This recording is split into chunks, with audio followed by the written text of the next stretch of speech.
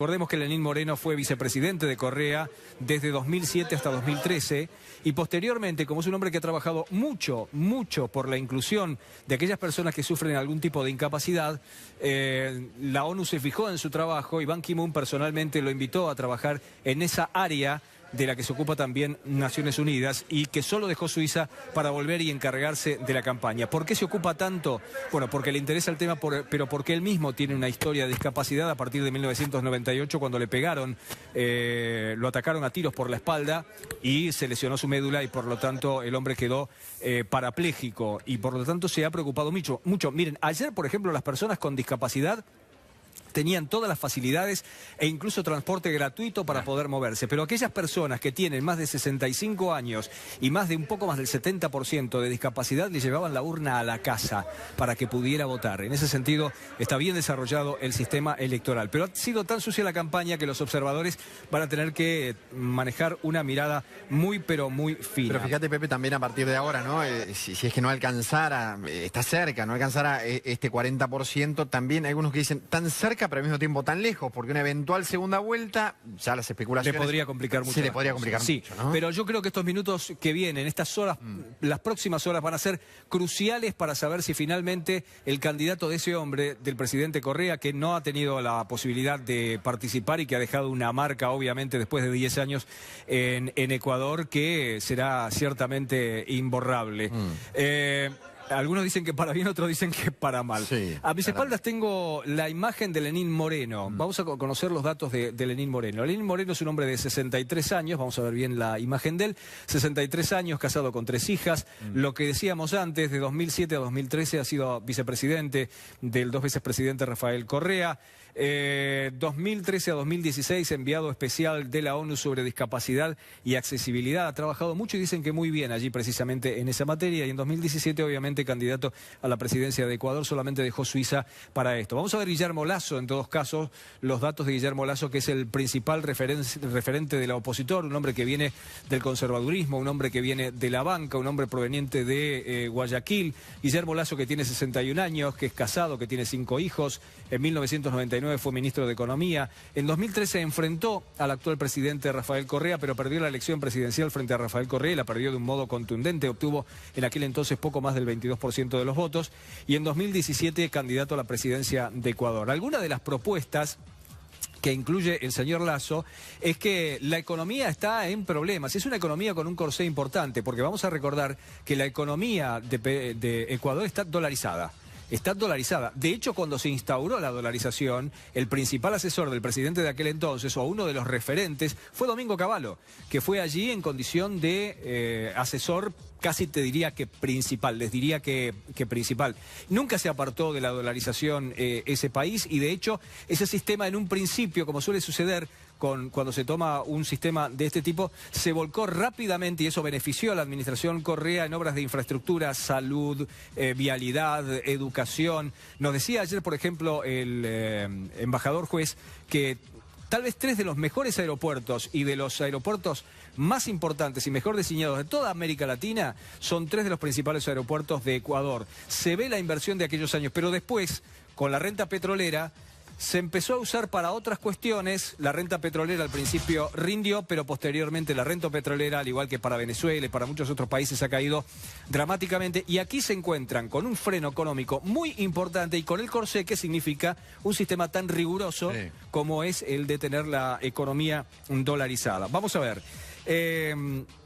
Hasta el momento lo que se sabe es que la elección es mucho más amplia que para presidente y vicepresidente. Es para presidente, vicepresidente, una asamblea para la que se eligen 137 legisladores. Tienen un sistema unicameral, al igual que el de Venezuela, la Asamblea Legislativa, y 5 legisladores para el Congreso andino, para el Parlamento andino. Y además se hacía una consulta, una suerte de referéndum, lo que se conoce popularmente como pacto ético, que es lo que dejó como propuesta el presidente Rafael Correa casi como uno de sus últimos actos. ¿Qué significa esto? Que todas aquellas personas que participen de la vida política o aspiren a cargos en Ecuador y tengan dinero en paraísos fiscales, tienen un año aproximadamente como para poder traerlo. Ajá. Hasta un año para poder traerlo de regreso al país, y hasta ahora en ese referéndum que está incluido dentro del acta de la elección va ganando el sí al no por 54 a 45. Un dato importante por algo que mencionaba Federico hace un rato: si eventualmente Moreno no logra ganar en primera vuelta, se le puede complicar en segunda, porque está Cintia Viteri, que es la tercera en discordia, entre comillas, y que ha sacado, según los datos que nosotros tenemos y que vamos a chequear ya mismo, sacaría el 16% de los votos, y ya dijo que va a estar con Lasso. Así que vamos a ver. Vamos a tratar de saber más de esto con Andrés Donoso, que es un destacado periodista de Radio City de Guayaquil. Andrés, muy buenas tardes. Un saludo cordial desde Argentina. ¿Cómo están? Buenas tardes. Un gusto poder acompañarlos a esta hora de la tarde desde acá, desde Ecuador. Bueno, queremos saber y queremos entender fundamentalmente cómo marcha el ritmo de ese escrutinio. Faltaba muy poquito, pero me parece que son horas determinantes.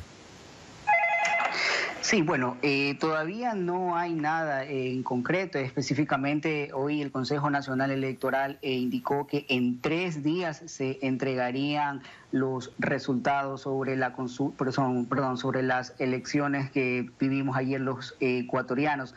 Estaríamos hablando del día miércoles. Hasta el momento hay un escrutinio del 85%.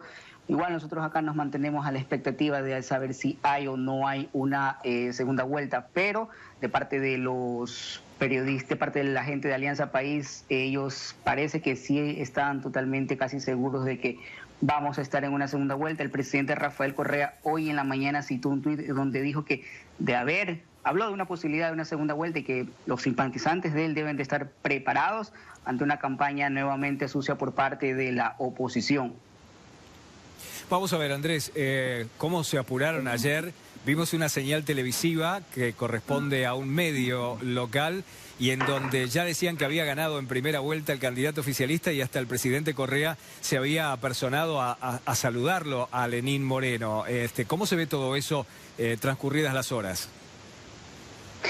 Bueno, en primera se había dicho que fue lo mismo que les puedo decir, o sea, en primeras horas estábamos a la incertidumbre. Se hablaba de que había ganado primero Lenín Moreno, luego se hablaba de una segunda vuelta. Alrededor de las 22 horas salió justamente Lenín Moreno a dar se puede decir, un saludo a todos sus simpatizantes allá en Quito, y obviamente él aseguraba en primera instancia de que sí, de que había ganado en primera vuelta, obviamente esperando los resultados oficiales por parte del Consejo Nacional Electoral.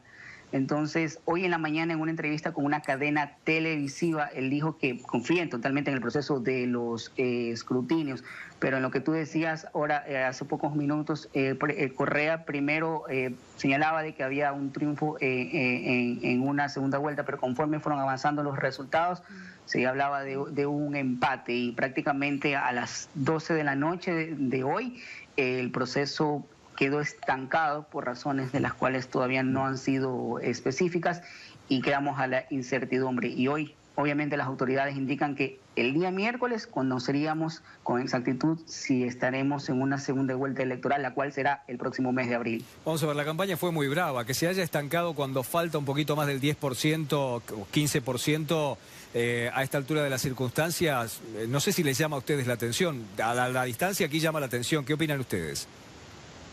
Sí, bueno, eso fue lo que fue muy criticado justamente hoy en la mañana, cuando se enteraron de que obviamente el proceso se estancó. Decenas de simpatizantes de la alianza Creo Suma, que la cual es por parte de Guillermo Lasso, con el alcalde de Quito, Mauricio Rodas, y el candidato por la vicepresidencia, Andrés Páez, exdiputado también, han salido a las calles y ahorita están en los bajos del Consejo Nacional Electoral, donde están pidiendo transparencia al proceso. Están pidiendo sobre todo que cada voto sea legible y obviamente entreguen resultados coherentes acorde a lo que la gente ha votado. Anoche las redes sociales se inundaron de comentarios. Prácticamente la gente estaba no contenta con los resultados porque, en pocas palabras, acá en Ecuador no quieren un poco que continúe la tendencia de Alianza País.